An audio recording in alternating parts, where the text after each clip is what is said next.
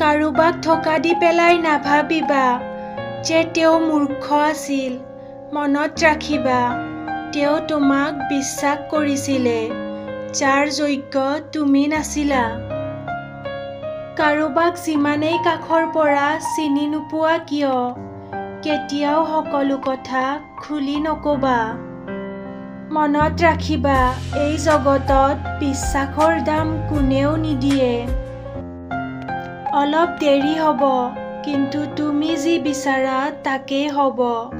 মনত ৰাখিবা, তোমাৰ সময়টো বেয়া, তোমাৰ জীৱনটো নহয়।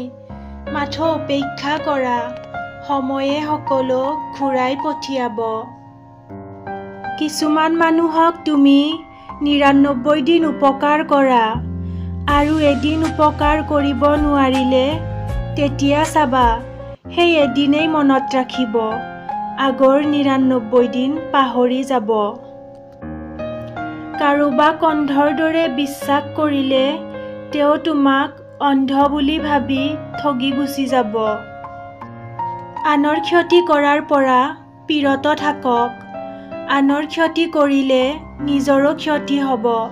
সেয়েহে আনৰ ক্ষতি কৰিবলৈ গৈ নিজৰ ক্ষতি মাতি নানিবা।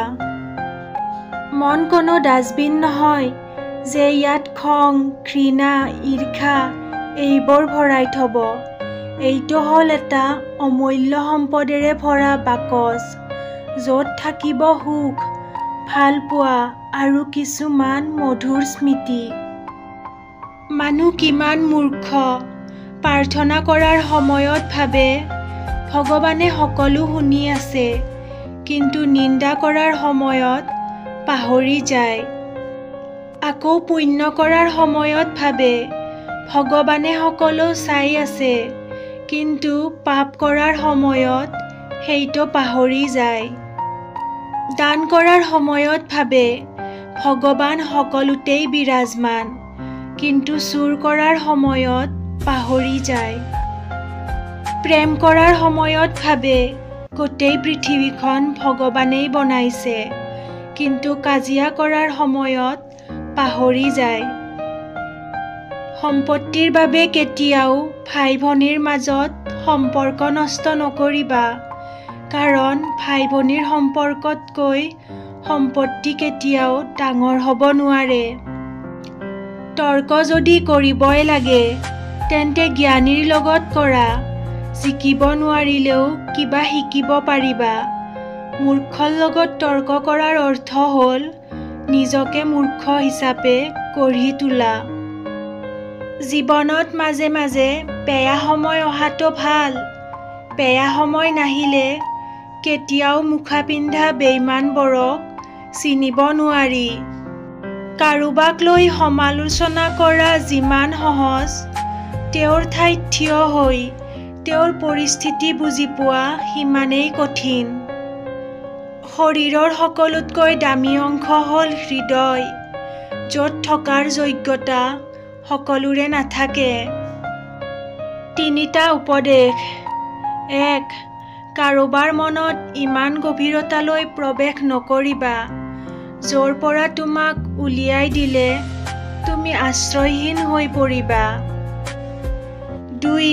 কাৰোবাৰ লগত ইমান বেছি কথা নকবা, যদি তেওঁ কথা কোৱা বন্ধ কৰি দিয়ে তেতিয়া তুমি নিৰ্বাক হৈ যাবা। ৩. কাৰোবাৰ মুখলৈ ইমান বেছি নাচাবা, যদি তেওঁ মুখখন ঘূৰাই দিয়ে তেন্তে তুমি অসহায় হৈ পৰিবা। সুখৰ সৈতে টকাৰ কোনো সম্পৰ্ক নাই। টকাই মাথো চাহিদা পূৰণ কৰে। চব সুখ যদি টকা দি পোৱা গ'ল হয়, তেনেহ'লে ভালপোৱাও দোকানত বিক্ৰী হ'ল হয়। অপমান কৰিবলৈ কোনো যোগ্যতা নালাগে, কিন্তু সন্মান দিবলৈ যোগ্যতা লাগে। যদি সুখ বিচাৰা তেন্তে উজাগৰে নাথাকিবা, আৰু যদি শান্তি বিচাৰা তেনেহ'লে দিনত নুশুবা। যদি সন্মান বিচাৰা ফাল্টু কথা নকবা। যদি ভালপোৱা বিচাৰা পৰিয়ালক কেতিয়াও এৰি নাযাবা। সম্পৰ্ক এটা যেতিয়া পুৰণা হয়, আৰম্ভ হয় অৱহেলা, সৰু হয় মেছেজ, কমি যায় গুৰুত্ব আৰু বাঢ়ি যায় দূৰত্ব, দোষ হয় পৰিস্থিতিৰ। মনত যিমানেই দুখ নাথাকক, যিমানেই কষ্ট নাথাকক, কেতিয়াও নিজৰ দুখ কষ্টৰ কথা আনৰ আগত প্ৰকাশ নকৰিবা।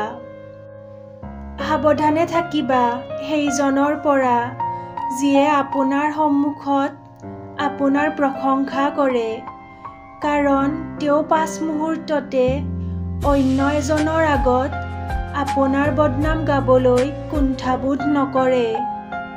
মানুহে যেতিয়া অধিক কষ্ট পায়, তেতিয়া একেবাৰেই চুপ হৈ যায়, কাৰণ কষ্টৰ কথা কাকো বুজাই কোৱাটো সম্ভৱ নহয়। ভিডিঅ'টি চাই যদি ভাল পাইছে, তেনেহ'লে ভিডিঅ'টি লাইক এণ্ড শ্বেয়াৰ কৰি দিব আৰু চেনেলটো ছাবস্ক্ৰাইব কৰি দিব। Thank U.